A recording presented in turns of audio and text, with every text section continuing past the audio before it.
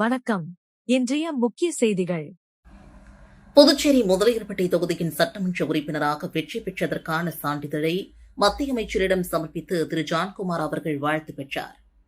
30 தொகுதிகளை கொண்ட புதுச்சேரி சட்டமன்றத்திற்கு கடந்த ஏப்ரல் 9ஆம் தேதி வாக்குப்பதிவு நடைபெற்றது. தேர்தலில் பதிவான வாக்குகள் எண்ணும் பணி நேற்று நடைபெற்ற நிலையில் புதுச்சேரி முதலியார்பேட்டை தொகுதியில் பாஜக கட்சியின் சார்பில் போட்டியிட்ட அமைச்சர் திரு ஜான்குமார் அவர்கள் அபார வெற்றி பெற்றார். இந்நிலையில் அவர் முதலியார்பேட்டை தொகுதி சட்டமன்ற உறுப்பினராக வெற்றி பெற்றதற்கான சான்றிதழை புதுச்சேரி பாஜக அலுவலகத்தில் மாண்புமிகு மத்திய அமைச்சர் திரு மன்சுக் எல் மண்டேவியா அவர்களிடம் தனது வெற்றி சான்றிதழை அர்ப்பணித்து வாழ்த்து பெற்றார். இந்த நிகழ்ச்சியின் போது திரு ஜான்குமார் அவர்களின் ஆதரவாளர்கள், தொண்டர்கள் மற்றும் பாஜக நிர்வாகிகள் திரளாக உடனிருந்தனர். புதுச்சேரி காமராஜர் நகர் தொகுதியில் சட்டமன்ற உறுப்பினராக வெற்றி பெற்றதைத் தொடர்ந்து ஜோஸ் சார்லஸ் மார்டின் அவர்கள் புதுச்சேரி ஆளுநரை மரியாதை நிமித்தமாக சந்தித்தார். புதுச்சேரியில் நேற்று வாக்கு எண்ணிக்கை நடைபெற்றது. இந்நிலையில் லட்சிய ஜனநாயக கட்சியின் தலைவரும் காமராஜர் நகர் தொகுதியின் சட்டமன்ற உறுப்பினராக தேர்ந்தெடுக்கப்பட்டுள்ள ஜோஸ் சார்லஸ் மார்டின் அவர்கள் புதுச்சேரியின் துணைநிலை ஆளுநர் திரு கைலாசநாதன் அவர்களுக்கு பொன்னாடை மற்றும் பூங்கொத்து வழங்கி மரியாதை நிமித்தமாக சந்தித்து வாழ்த்து பெற்றார். இதனைத் தொடர்ந்து புதுச்சேரி வளர்ச்சி திட்டங்கள் குறித்து புத்தகம் வழங்கினார். லட்சிய ஜனநாயக கட்சியின் தலைவர் திரு ஜோஸ் சார்லஸ் மார்டின் அவர்களின் இமாலய வெற்றியை கொண்டாடும் வகையில் காமராஜர் நகர் தொகுதி விழாக்கோலம் பூண்டது. லட்சிய ஜனநாயக கட்சியின் தலைவர் ஜோஸ் சார்லஸ் மார்டின் அபாரமான வெற்றியை பதிவு செய்துள்ளார். இந்த வெற்றி இமாலய வெற்றி என அரசியல் வட்டாரங்கள் குறிப்பிட்டிருக்கிறது. இந்த வெற்றியை தொடர்ந்து அவர் தொகுதி மக்களை நேரடியாக சந்தித்து நன்றிகளை தெரிவித்தார். குறிப்பாக தனது கட்சியின் சின்னமான தர்பூசணிக்கு வாக்களித்து வெற்றி பெற செய்த பொதுமக்களுக்கு மனமார்ந்த நன்றியை கூறினார். மக்களின் ஆதரவே தனது வெற்றிக்கு காரணம் என்றும் அவர்களின் நம்பிக்கையை நிறைவேற்றும் வகையில் செயல்படுவேன் என்றும் உறுதியளித்தார். அவரது வருகையொட்டி காமராஜர் நகர் தொகுதி முழுவதும் கொண்டாட்ட களமாக மாறியது. பட்டாசுகள் வெடித்தும் வான வேடிக்கைகள் ஒளிர்ந்தும் மேளதாளங்களின் ஒளியுடன் பகுதி முழுவதும் திருவிழா சூழல் நிலவியது. ஆதரவாளர்கள் மற்றும் பொதுமக்கள் மலர்கள் தூவியும் மாலைகள் அணிவித்தும் அவரை உற்சாகமாக வரவேற்றனர். மேலும் மக்களின் மகிழ்ச்சியை பகிர்ந்து கொள்ளும் வகையில் இனிப்புகளும் வழங்கப்பட்டன. இளைஞர்கள் முதல் மூத்த குடிமக்கள் வரை அனைவரும் திரண்டு வந்து தங்கள் ஆதரவை வெளிப்படுத்தியதுடன் அவரது வெற்றியை பெருமையுடன் கொண்டாடினர்.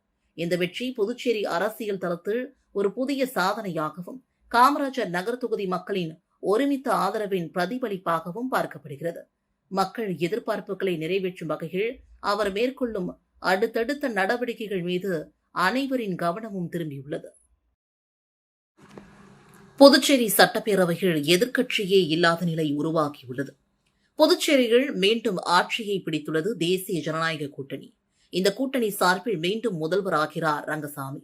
மாநிலத்தில் மொத்தமுள்ள 30 தொகுதிகளில் 18 தொகுதிகளில் தேசிய ஜனநாயக கூட்டணி வெற்றி பெற்றுள்ளது. இதில் என்ஆர் காங்கிரஸ் 12 தொகுதிகளிலும், பாஜக 4 தொகுதிகளிலும், அதிமுக, லாஜக தலா 1 தொகுதிகளிலும் வெற்றி பெற்றுள்ளன. புதுச்சேரியில் ஆட்சி அமைக்க 16 தொகுதிகளில் வெற்றி பெற்றிருந்தால் போதுமானது. இப்போதைய முடிவுகள் படி தேசிய ஜனநாயக கூட்டணி ஆட்சி அமைப்பது உறுதியாகிவிட்டது. இந்த கூட்டணிக்கு 18 சட்டமன்ற உறுப்பினர்கள் உள்ளனர். காங்கிரஸ் தலைமையிலான இந்திய கூட்டணிகள் திமுக 5 தொகுதிகளிலும், காங்கிரஸ் 1 தொகுதியிலும் வெற்றி பெற்றுள்ளன. தவிக 2 தொகுதிகளிலும், அதன் கூட்டணி கட்சிகளான நேயம் மக்கள் கழகம் 1 தொகுதியிலும் வெற்றி பெற்றுள்ளது. சுயேட்சைகள் 3 தொகுதிகளில் வெற்றி பெற்றுள்ளனர். புதுச்சேரி சட்டப்பேரவையில் எதிர்க்கட்சி அந்தஸ்து வகிக்க 6 தொகுதிகளில் ஒரு கட்சி வெற்றி பெற்றிருக்க வேண்டும். அதாவது சட்டப்பேரவையின் மொத்த எண்ணிக்கையில் 5 1 பங்கை எண்ணிக்கை இருந்தால்தான் எதிர்க்கட்சி அந்தஸ்து கிடைக்கும் வாய்ப்புள்ளது. அப்படி பார்த்தால் காங்கிரஸ் உள்ளிட்ட எந்த எதிர்க்கட்சியும் 6 தொகுதிகளில் தனித்து வெற்றி பெறவில்லை. தேர்தல் முடிவுகளின்படி யாருக்கும் எதிர்க்கட்சி அந்தஸ்து கிடைக்க வாய்ப்பில்லை. ஆனால் அவை முனைவரான முதல்வர் விருப்பப்பட்டால் எதிர்க்கட்சி அந்தஸ்து கொடுக்கப்படும் வாய்ப்பு இருப்பதாக கூறப்படுகிறது. திமுக மற்றும் பாஜக உட்பட பெரிய கட்சிகளை ஓட்டு சதவீதத்தில் பெண்ணுக்கு தள்ளி 3ஆம் இடம் என்ற அந்தஸ்தை தவிக பிடித்திருக்கிறது. புதுவை சட்டசபை தேர்தல் முடிவுகள் பிரதான தேசிய மாநில அரசியல் கணக்குகளை தலைகீழாக மாற்றியுள்ளது. முதல் தேர்தலேயே 2 பிரதான தேசிய மற்றும் திராவிட கட்சிகளை முந்தி தவிக நிகழ்த்தியுள்ள சாதனை அதிர வைத்துள்ளது. தேர்தலில் வழக்கம் போல என்ஆர் காங்கிரஸ் தனது செல்வாக்கை தக்க வைத்திருக்கிறது. 16 தொகுதிகளில் போட்டியிட்டு 1,98,219 ஓட்டுகளை பெற்று 23.2% ஓட்டுடன் என்ஆர் காங்கிரஸ் முதலிடத்தை பிடித்துள்ளது. 21 தொகுதிகளில் போட்டியிட்ட காங்கிரஸ் 1,51,492 ஓட்டுகள் பெற்று 17.60% இரண்டாம் இடத்தை பிடித்துள்ளது. யாரும் எதிர்பார்க்காத விதமாக தாவேகா புதுவை அரசியலில் ஒரு புதிய சக்தியாக உருவெடுத்துள்ளது. 30 தொகுதிகளில் களம் கண்ட தாவேகா 1,43,477 ஓட்டுகளை குவித்து 16.66% ஓட்டுகளை பெற்றுள்ளது. இதன் மூலமாக 2 சட்டமன்ற உறுப்பினர்களையும் முதன்முறையாக சட்டசபைக்கு அனுப்புகிறது. அரசியலில் ஊறிய திமுக மற்றும் பாஜக உட்பட பெரிய கட்சிகளை ஓட்டு சதவீதத்தில் பின்னுக்கு தள்ளி 3ஆம் இடம் என்ற அந்தஸ்தை தாவேகா பிடித்துள்ளது. 13 தொகுதிகளில் போட்டியிட்ட திமுக 1,19,036 ஓட்டுகள் பெற்று 13.83% 4ஆம் இடத்தையும், 10 தொகுதிகளில் களம் கண்ட பாஜக 1,05,583 ஓட்டுகள் பெற்று 12.26% 5ஆம் இடத்தை பிடித்துள்ளது. தாவேகாவுடன் கூட்டணி அமைத்த நேய மக்கள் கழகம் உருளையன்பேட்டை தொகுதியில் வெற்றி பெற்றுள்ளது. இதனால் தாவேகா கூட்டணி 3 சட்டமன்ற உறுப்பினர்களை பெற்றுள்ளது. முதல் தேர்தலிலேயே இரட்டை இலக்க ஓட்டு சதவீதத்துடன் புதுவை அரசியலில் புயலாக தாவேகா நுழைந்திருக்கிறது. ஆடம்பர வாழ்க்கைக்காக கொள்ளையடிக்க முயன்ற 2 ரவுடிகளை போலீசார் கைது செய்தனர். புதுவை திருபுவனை காவல் நிலைய உதவி ஆய்வாளர் முருகையன் மற்றும் போலீசார் ரோந்து பணியில் ஈடுபட்டனர். இதனிடையே மதகடிப்பட்டு பாளையம் ரோஸ் கார்டன் அருகில் உள்ள மதுக்கடை முன்பு ஒருவர் கத்தியை காட்டி தகராறில் ஈடுபட்டு வருவதாக தகவல் கிடைத்தது. இதனையடுத்து போலீசார் சம்பவ இடத்திற்கு வந்தபோது போலீசாரை கண்டதும் அவர் அங்கிருந்து தப்பி செல்ல முயன்றார். போலீசார் அவரை மடக்கி பிடித்து கைது செய்தனர். அவரிடம் நடத்திய விசாரணைகள் அவர் விழுப்புரம் மாவட்டம் வலவனூர் ரயில்வே குடியிருப்பை சார்ந்த சந்துரு, வயது 25 என்பதும் அவர் மீது கொலை, கொள்ளை உள்ளிட்ட பல்வேறு வழக்குகள் இருப்பதும் தெரியவந்தது. மேலும் ஆடம்பர வாழ்க்கை வாழ அந்த வழியாக செல்பவர்களிடம் கொள்ளையடிக்கும் நோக்கில் வீச்சறிவாளுடன் இருந்ததாக தெரிவித்துள்ளார். இதனையடுத்து போலீசார் அவரை கைது செய்து வீச்சறிவாளை பறிமுதல் செய்தனர். அதேபோல திருபுவனை பழைய மாவாலை பகுதியில் கத்தியுடன் பதுங்கியிருந்த கார்த்தி என்பவரை போலீசார் கைது செய்து இருவரையும் நீதிமன்றத்தில் ஆஜர்படுத்தி சிறையில் அடைத்தனர். தமிழக மக்களுக்கு சிறந்த முறையில் பணியாற்றுமாறு தாவேகா தலைவர் விஜய்க்கு முதல்வர் ரங்கசாமி வாழ்த்து தெரிவித்தார். புதுச்சேரி முதல்வர் ரங்கசாமி போட்டியிட்ட மங்கலம், தட்டாஞ்சாவடி ஆகிய 2 தொகுதிகளிலும் வெற்றி பெற்றார். இதனைத் தொடர்ந்து தட்டாஞ்சாவடி, மங்கலம் தொகுதிக்கான வெற்றி சான்றிதழை பெற்றார். இதன் பின்னர் செய்தியாளர்களிடம் பேசிய அவர், விஜய் வெற்றி பெற்றது மிகுந்த மகிழ்ச்சி. தமிழக மக்களுக்கு சிறந்த முறையில் விஜய் பணியாற்ற வேண்டும். புதுச்சேரியில் 2 தொகுதிகளில் தாவேகா வென்றுள்ளது மகிழ்ச்சியை தருகிறது. புதுச்சேரியில் கடந்த 5 ஆண்டுகளில் சிறப்பாக தேசிய ஜனநாயக கூட்டணி ஆட்சி புரிந்தது. பல நலத்திட்டங்கள் நிறைவேற்றினோம். முதியோர் விதவிகளுக்கு அனைத்து தரப்பு மக்களுக்கும் நலத்திட்டங்கள் செய்ததை தேர்தல் மூலமாக அங்கீகரித்த மக்கள் வெற்றி பெற வைத்துள்ளனர். மீண்டும் எங்கள் அரசு அமைய தேவையான இடங்கள் தந்துள்ளனர். வாக்காளர்களுக்கு மனமார்ந்த நன்றி. பிரதமர் நரேந்திர மோடி வந்து பிரசாரம் செய்தார். மாநில அந்தஸ்தை தர தொடர்ந்து கோரிக்கை வைக்கிறோம். நிச்சயம் கிடைக்கும் என்ற நம்பிக்கை உள்ளது. மாநில காங்கிரஸ் தலைவர் வைத்திலிங்கம் 4வது இடத்திற்கு தள்ளப்பட்டது குறித்து கேட்கிறீர்கள். அவரை எம்பியாக்கி மக்கள் அனுப்பிய நிலையில் சட்டப்பேரவை தேர்தலுக்கு வந்திருக்கக்கூடாது. அதற்கு தகுந்த பாடம் தந்துள்ளனர். நிச்சயமாக இந்த அரசு மக்கள் நலத்திட்டங்களை செயல்படுத்தும்.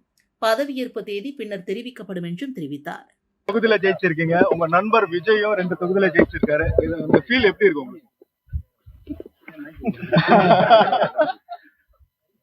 எப்படி சொல்ல நினைக்கிறீங்க? இல்ல நீங்க சொல்லுங்க, உங்க கருத்து மனநிலை என்ன இருக்கு? பிரதமரே வாழ்த்து தெரிவிச்சிருக்காங்க சார்.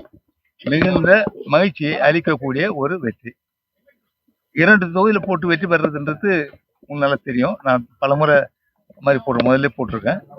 இப்பயும் நான் வழக்கம் போடுற மாதிரி 2 தொகுதியும் போட்டிருக்கேன். மக்கள் எங்களுடைய தேசிய ஜனநாயக கூட்டணி ஆட்சி, என்டிஏ அரசானது 5 ஆண்டுகள், கடந்த 5 ஆண்டுகள் முழுமையான ஒரு நல்ல ஆட்சி, மக்களுக்கான ஒரு ஆட்சியை கொடுத்தது. மக்களுக்கான திட்டங்களை சிறந்த முறையில் கொண்டு வந்து செயல்படுத்தியது. இளைஞர்கள், மாணவர்கள், தொழிலாளர்கள், குறிப்பாக வயது முதிர்ந்தவர்கள், குறிப்பாக முதியோர், பெண்களுக்கான உதவித்தொகை இந்த அரசு கொண்டு வந்தது. வீடு கட்டுகின்ற திட்டத்தில் நிதியை உயர்த்தி கொடுத்தது. தாழ்த்தப்பட்ட அந்த மக்களுக்காக பல திட்டங்களை கொண்டு வந்து செயல்படுத்திய விதம், மீனவ சமுதாய மக்களுக்காக பல திட்டங்கள் கொண்டு வரப்பட்டது. இந்த அரசால் செயல்படுத்தப்பட்டு வருகின்றது. இது மாதிரி பல திட்டங்களை எல்லாம் இந்த அரசு கடந்த 5 ஆண்டுகளில் சிறப்பாக செயல்படுத்தியது. அதற்கு அங்கீகாரம் கொடுக்கின்ற நிலையில் மக்கள், நம்முடைய புதுச்சேரி மாநில வாக்காளர் பெருமக்கள் மகிழ்ச்சியோடு வாக்களித்திருக்கின்றார்கள். அதுதான் இந்த வெற்றி. 2 தொகுதியிலும் வெற்றி. மேலும் என்டிஏ அரசு அமைக்கின்ற அளவிற்கு தேவையான பெருமனை பெறுகின்ற அளவிற்கு வெற்றி அளித்திருக்கிறார்கள். மீண்டும் மகிழ்ச்சி. வாக்காளர் பெருமக்களுக்கு என்னுடைய மனமார்ந்த நன்றியை நான் தெரிவித்துக் கொள்கிறேன். நம்முடைய பாரத பிரதமர் வருகை வந்து நம் தேர்தல் பிரச்சாரத்தில் ஈடுபட்டிருந்தார்கள். உள்துறை அமைச்சர்கள் பிரச்சாரத்தில் ஈடுபட்டிருந்தார்கள். அவர்களுக்கெல்லாம் என்னுடைய மனமார்ந்த நன்றியை நான் தெரிவித்துக் கொள்கிறேன். ஏற்கனவே சட்டமன்ற உறுப்பினர்கள் டெல்லியில சென்று மாநில கேட்டுக்கொண்டே இருப்போம். கேட்டுக்கொண்டே மாநில அந்தஸ்து சம்பந்தமாக எப்பொழுதும் எங்களுடைய கட்சி அகில என்ஆர் காங்கிரஸ் கோரிக்கை வைத்துக் கொண்டே இருக்கும். இந்த அரசும் கோரிக்கை வைத்துக் கொண்டே இருக்கும். புதுச்சேரி மாநிலத்தினுடைய வளர்ச்சிக்காக மாநில அந்தஸ்து மிக அவசியமான ஒன்று. அதனை எப்பொழுதும் எங்களுடைய அரசு கிடைக்கும் என்ற நம்பிக்கை எங்களுக்கு இருக்கின்றது. உங்க இளைய நண்பர் வந்து தமிழகத்துல முதலமைச்சராகிற ஒரு சூழ்நிலை இருக்கு. ஏதாவது வாழ்த்து சொல்லியிருக்கீங்க? வாழ்த்துக்கள். நல்ல சிறப்பாக பணியாற்ற வேண்டும். தமிழக மக்களுக்கு நம்முடைய தமிழக மக்களுக்கு சிறந்த முறையில் பணியாற்றி எல்லோரும் பாராட்டுகின்ற நிலை அவருடைய பணி சிறக்க என்னுடைய வாழ்த்துக்கள். சார், உங்களை எதிர்த்து போட்டியிட்ட வைத்திலிங்கம் அவர்கள் 4வது இடத்துக்கு தள்ளப்பட்டிருக்காரு. அதை பத்தி நீங்க எப்படி சார் நினைக்கிறீங்க? அதே போல காங்கிரஸ் கட்சி அவர் இங்க வந்தே இருக்கக்கூடாது. வந்தது தவறு. அவர் இங்க வந்தே இருக்கக்கூடாது. அவர் மக்கள் வந்து லோக்சபாவில் பார்லிமெண்ட் அனுப்பிச்சு ஒரு உறுப்பினர் அனுப்பிச்சிருந்தாங்க. அந்த பணியை ஆற்றிருக்கலாம். அவர் ஏன் இங்க வந்ததுன்னு தெரியல. வந்திருக்க கூடாது. அதுக்கு தகுந்த பாடம் கொடுத்திருக்காங்க நம்முடைய மக்கள். கடந்த சட்டமன்ற தேர்தலில் இரட்டை இலக்கு, இப்ப வந்து சிங்கிள் டிஜிட்ல வந்திருக்காங்க. அதை எப்படி சார் பாக்குறீங்க? அது காங்கிரஸ் கட்சியின் நிலைப்பாடு. விரைவில் அறிவிப்போம். தேதியெல்லாம் விரைவில் கொடுக்கப்படும். நிச்சயமாக எங்களுடைய அரசு எப்பொழுதும் புதிய திட்டங்களை கொண்டு வந்து நம்முடைய மக்களுக்கு அதனை சிறந்த முறையில் செயல்படுத்தும். நள்ளிரவில் நடந்த சட்டமன்ற உறுப்பினர்கள் கூட்டத்தில் என்ஆர் காங்கிரஸ் சட்டப்பேரவை தலைவராக ரங்கசாமியை மீண்டும் தேர்வு செய்தனர். அமைச்சர்கள் யார் யார் என விரைவில் முடிவு எடுக்க உள்ளதாக கூறப்படுகிறது. புதுவை சட்டப்பேரவை தேர்தலில் என்டிஏ கூட்டணி 18 இடங்களை கைப்பற்றி மீண்டும் ஆட்சி அமைக்கிறது. இத்தேர்தலில் என்ஆர் காங்கிரஸ் 12 தொகுதிகளில் வென்றுள்ளது. தொடர்ந்து முதல்வர் ரங்கசாமி தலைமையில் நேற்று நள்ளிரவில் காமராஜர் சாலையில் உள்ள ஹோட்டலில் என்ஆர் காங்கிரஸ் சட்டமன்ற உறுப்பினர்கள் கூட்டம் நடைபெற்றது. இக்கூட்டத்தில் பங்கேற்ற சட்டமன்ற உறுப்பினர்கள் முதல்வர் ரங்கசாமியை என்ஆர் காங்கிரஸ் சட்டப்பேரவை கட்சியின் தலைவராக ஒருமனதாக தேர்வு செய்துள்ளனர். இதற்கான கடிதத்தில் சட்டமன்ற உறுப்பினர்கள் கையெழுத்திட்டனர். என்டிஏ கூட்டணியில் முதல்வர் வேட்பாளர் ரங்கசாமி தான் என ஏற்கனவே அறிவிக்கப்பட்டதும் குறிப்பிடத்தக்கது.